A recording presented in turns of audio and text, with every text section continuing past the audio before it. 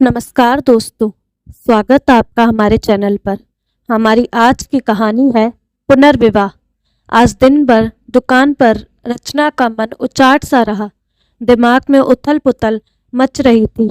सुबह घर से निकलते समय ही माजी यानी रचना की सास ने धीमे स्वर में कह दिया था कि बेटी, शाम को जल्दी घर आ जाना। और उनके जल्दी घर आ जाने का अर्थ वह भली भांति समझती थी, इसलिए अनमनी सी रही वह दिन भर। बगल वाली पूजा ने भी उसे 2-3 बार टोका। क्या बात है रचना, आज इतनी उदास क्यों लग रही हो? रचना मुस्कुरा दी। 5 बजे पूजा और सामने वाली हेमा को दुकान का ख्याल रखने का कहकर घर चली गई। जाते ही कुंज उसके पैरों से लिपट गया। माजी ने उसे चाय दी और तैयार होने को कहा। चाय पीकर रचना ने हाथ मुंह धोया और कपड़े बदल तैयार हो गई। माजी ने जबरदस्ती उसके गले में चैन पहना दी और माथे पर बिंदी लगा दी। नियत समय पर अनुभव और उसके माता पिता रचना को देखने आ गए। रचना को तो वे लोग फोटो देखकर ही पसंद कर चुके थे। आज तो एक तरह से बात पक्की कर विवाह का मुहूर्त निकलवाने आए थे। अनुभव की माताजी ने शगुन देकर रचना को एक तरह से अपनी बहू बना लिया। रचना की आंखें भर आई। ठीक इसी तरह एक दिन माजी ने शगुन देकर रोनित के लिए उसे स्वीकारा था। तब मन में कितनी उमंगें थी। नए जीवन में प्रवेश की खुशी थी, नए परिवार के साथ बंधने की प्रसन्नता थी। और आज वही सब दोहराया जा रहा है, लेकिन मन में कोई खुशी व उत्साह नहीं, उल्टे दुखी और बुझा बुझा सा है मन। रात में कुंज ने रचना के गले में बाहें डालकर बड़े लाड से पूछा, मम्मी वो अंकल और दादा दादी कौन थे? वो तुम्हारे दादाजी के दोस्त और उनका परिवार था बेटा। रचना ने उसके सिर पर प्यार से हाथ फेरकर कहा। कुंज उससे चिपक कर जल्द ही सो गया। पर रचना को देर रात तक नींद नहीं आई। 6 साल पहले ही तो रोनित से विवाह हुआ था रचना का। प्यार करने वाला पति, दिन भर स्नेह बरसाने वाले सास ससुर पाकर रचना को मानो दोनों जहां की खुशियां मिल गई थी। बचपन में ही रचना के माता पिता की मृत्यु हो गई। वह मामा मामी के यहाँ पली बड़ी। उन्होंने उसे बहुत अच्छे से रखा। फिर भी रचना का मन किसी को माँ पिताजी कहने को तरसता रहता। शादी के बाद रोनित के माता पिता ने उसे भरपूर प्यार दिया। रोनित उनका इकलौता बेटा था। रचना के रूप में उन्हें बेटी भी मिल गई। साल भर के अंदर ही कुंज का जन्म हुआ। रचना और रोनित के प्यार का अंश। रोनित बेटी चाहता था, फिर भी वह बेटे के जन्म पर खुश हुआ। उसी ने बहुत लाड से उसका नाम कुंज रखा। अपने नए परिवार में रचना बहुत संतुष्ट और प्रसन्न थी। सबके प्यार व कुंज के लालन पालन में वह अपने बचपन के अभावों और माता पिता की असमय हुई मृत्यु के हादसे को भूल गई थी। अब जीवन से रचना को कोई शिकायत नहीं थी। हर तरह से सुख और समृद्ध और संतुष्ट थी वह। लेकिन क्रूर होनी को रचना का यह सुख रास नहीं आया। मामूली से बुखार में एक दवाई के रिएक्शन से रोनित की हालत ऐसे बिगड़ी कि मात्र 3 दिनों में ही वह चल बसा। रचना का मस्तिष्क शून्य हो गया। 4 दिन पहले का हंसता खिलखिलाता रोनित यूं अचानक ही चला गया कि आज दुनिया में कहीं उसका नामो निशान तक बाकी न रहा। रचना की दुनिया उजड़ गई। नन्हे कुंज का रोना भी उसको सुनाई नहीं देता था। मात्र 2.5 साल का ही तो था वह, और उसके सिर से पिता का साया उठ गया। रोनित के माता पिता ने अपने दिल पर पत्थर रखकर इस हादसे को बर्दाश्त किया और कुंज व रचना को संभालने में अपना गम बुलाने लगे। महीनों बाद रचना थोड़ी संभली और कुंज की देखभाल में अपना समय काटने लगी। उनके घर के पास ही एक छोटा सा बाजार था, जहां ऊपर वाली मंजिल पर महिला मार्केट था। वहां बहुत सारी गृहिणियां अपना व्यवसाय चलाती थी। कोई पार्लर, बुटीक तो कोई सिलाई, पेंटिंग क्लास। घरेलू काम से निवृत्त होकर औरतें अपनी अपनी दुकानों पर आ जाती। सब सहेलियां बैठी रहती, आपस में दुख सुख भी बांट लेती और कुछ रचनात्मक काम भी हो जाता। रचना के ससुर जी ने भी उसे वहां एक दुकान दिलवा दी। रचना नियम से कुंज को स्कूल भेजकर दुकान पर आ जाती। दिन भर ग्राहकों में और आसपास की औरतों से बात करने में बीत जाता। पूजा और हेमा से तो उसकी अच्छी घनिष्ठता हो गई थी। अब वह फिर से सामान्य होने लगी थी।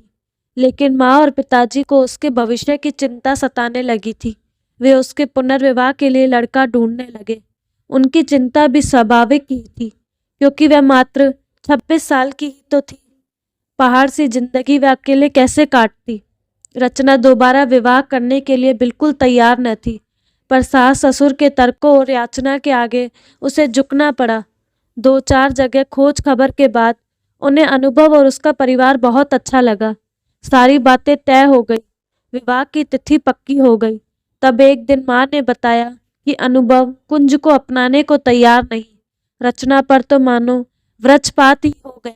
उस मासूम से तो पिता का प्यार ही छीन लिया किस्मत ने, अब माँ भी छीन जाएगी। माँ, मैं ये विवाह नहीं करूँगी। मैं कुंज से अलग नहीं रह सकती। अनुभव से कहिए, अगर मुझसे विवाह करना है तो मेरे कुंज को भी अपनाना पड़ेगा, वरना इस रिश्ते में मुझे कोई दिलचस्पी नहीं। रचना ने साफ सपाट शब्दों में कह दिया। ऐसा मत बोल बेटी, हम हैं ना कुंज के साथ। सब जगह तुम्हारे विवाह की खबर हो चुकी है और मुझे विश्वास है कि तुम अपने अच्छे व्यवहार से अनुभव का मन जीत लोगी, तो एक दिन वह कुंज को अवश्य अपना लेगा। तब कुंज को माता पिता दोनों मिल जाएंगे। माँ ने रचना को समझाया। बेबस रचना माँ के तर्कों के आगे हार गई और उनके गले लगकर रो दी। कुंज के बारे में सोचकर उसका कलेजा मुंह को आने लगा। 15 दिन बाद ही एक सादे समारोह में रचना और अनुभव का विवाह हो गया। कुछ दिन अनुभव के माता पिता दोनों के साथ रहे, फिर वापस दिल्ली चले गए। रचना नए घर, नए परिवेश और नए रिश्ते में अपने आप को डालने का प्रयत्न करने लगी। अनुभव बहुत समझदार, प्यार करने वाला और ध्यान रखने वाला जीवन साथी था। रचना बहुत खुश थी। बस यही बात रह रहकर उसे कचोटती रहती कि काश अनुभव उसकी ममता की तड़प को भी समझ पाता और कुंज को भी अपना लेता। वैसे रचना को इस बात की तसल्ली थी कि अनुभव उसी शहर में रहता था। उसके ऑफिस जाते ही घर के काम करके वो अपनी दुकान पर चली जाती। स्कूल से कुंज को भी पिताजी रचना के पास छोड़ जाते। दोपहर भर रचना कुंज के साथ समय बिता लेती, उसे लाड प्यार कर लेती। लेकिन शाम को जब वह वापस घर आने लगती, तब कुंज रुआसा होकर उसका पल्लू पकड़ लेता। तब रचना का कलेजा तार तार हो जाता। बड़ी मुश्किल से वह भरी आंखों से फिर मिलने का वादा करके उसे विदा लेती। रात भर कुंज का रोता चेहरा उसके सामने घूमता रहता और वो सो नहीं पाती। कुछ महीने इसी तरह बीत गए। एक दिन रचना को पता चला कि वह माँ बनने वाली है। अनुभव की खुशी का ठिकाना न रहा। वह रचना का इस तरह से ख्याल रखता। कुछ और महीने बीतने पर रचना का दुकान पर जाना बंद हो गया और कुंज से मिलने का जरिया भी। कभी कभी माँ पिताजी कुंज को रचना के घर ले आते, पर रोज रोज तो यह संभव न था। उसका हृदय विकल रहता। नियत समय पर रचना ने एक बेटे को जन्म दिया। इस समय अनुभव के माता पिता उसके पास आ गए। जब छोटा 3 महीने का हो गया तो वे लोग वापस चले गए। अब रचना दिन भर छोटे के देखभाल में लगी रहती।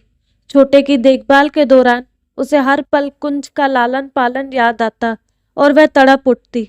वह दोपहर में अक्सर छोटे को सीने से लगाकर कुंज की याद में रोती रहती। उसके मन में कुंज के बचपन की स्मृतियां संजीव हो जाती। वह उसकी मासूमियत भरी बातें सुनने को तरस जाती।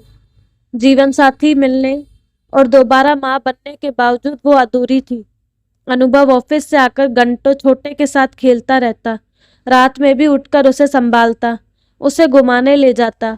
छोटा अब 5 महीने का हो गया था। उसकी किलकारी से घर गूंजता रहता। छोटे को वैक्सीन लगवाने के बाद रचना घर आई तो उसे बुखार हो गया। वह सारा दिन रोता रहता और चिड़चिड़ करता रहता।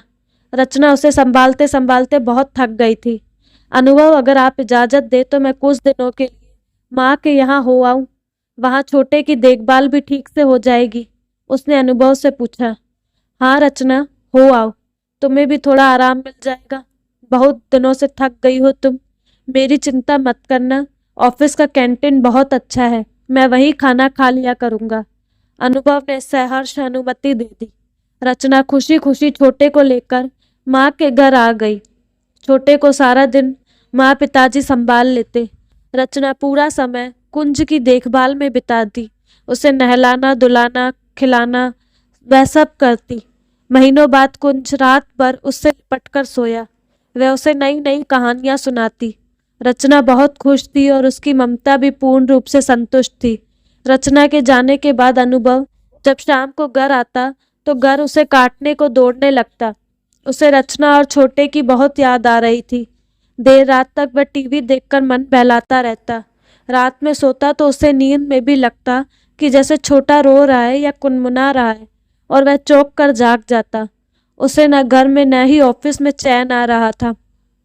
ऑफिस में उसका मन काम में नहीं लगता और घर का सन्नाटा उसे खल रहा था। अचानक अनुभव को एहसास हुआ कि वह तो बाप है, फिर भी 5 महीने के बेटे से 5 दिन की दूरी उससे सही नहीं जा रही। लेकिन रचना तो माँ है। 5 बरस जिस बेटे को उसने सीने से लगाकर पाला पोसा, उससे इतने महीनों किस तरह अलग रह पाई होगी वह। सचमुच वह कितना निर्दयी और छोटे दिल का है, जो एक मासूम को उसकी माँ से जुदा कर दिया। यदि रचना छोटे को लेकर हमेशा के लिए चली गई होती तो कैसे जी पाएगा वह अपने जान से प्यारे बेटे के बिना। और फिर रचना कैसे जी रही होगी अब तक कुंज के बिना। कितना दर्द सहा होगा उसने। अनुभव की आंखें भर आई। वह रचना को अपना मान सकता है तो उससे उत्पन्न अंश को अपना क्यों नहीं मान सकता। कैसे वह इतना छोटे मन का है, स्वार्थी हो गया। उसे पश्चाताप होने लगा। अगले ही दिन अनुभव रचना के घर जा पहुंचा। छोटे को गोद में लिए रचना कुंज को मान मनुहार करके खाना खिला रही थी। उसके चेहरे पर ममता की एक अलग ही चमक झिलमिला रही थी। अनुभव उसे इतना प्रसन्न कभी नहीं देखा था पहले। वह मुग्ध होकर रचना को देखता ही रह गया। आज तक उसने एक माँ से यह गौरवमयी आंतरिक प्रसन्नता छीन रखी थी। वह गलानी से भर उठा। अनुभव पर नजर पड़ते ही रचना का चेहरा बुझ सा गया और कुंज ने भी सहम कर उसका आंचल पकड़ लिया। अनुभव ने मुस्कुराकर कुंज के सिर पर हाथ फेरा तो वह रचना से सट कर खड़ा हो गया। तुम्हारे बिना घर बहुत सूना सूना लग रहा है। अब तो छोटे की तबीयत भी ठीक है, चलो घर चले। अनुभव ने रचना से कहा। आप माँ को ले जा रहे हैं? कुंज की आंखों में आंसू भर आए। केवल माँ को ही नहीं बेटा, आपको भी घर ले जाने आया हूँ। अब से आप भी माँ के साथ ही रहेंगे। अनुभव ने प्यार से कहा। सच अंकल? कुंज प्रसन्न हो गया। अंकल नहीं, पापा बोलो बेटा, मैं तुम्हारा पापा हूँ। अनुभव ने उसे गोद में उठाकर प्यार से कहा। रचना आश्चर्य से अनुभव की ओर देख रही थी। मुझे माफ कर दो रचना, मैं बहुत स्वार्थी था।